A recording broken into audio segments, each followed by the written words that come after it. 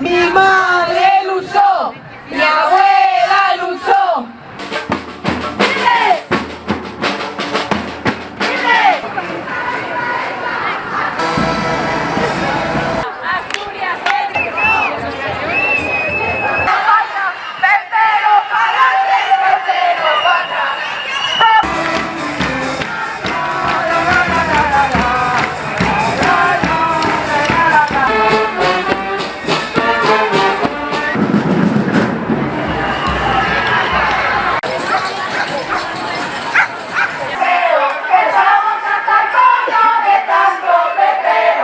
Les mujeres rurales decimos alto y claro, defender el territorio y proteger la vida.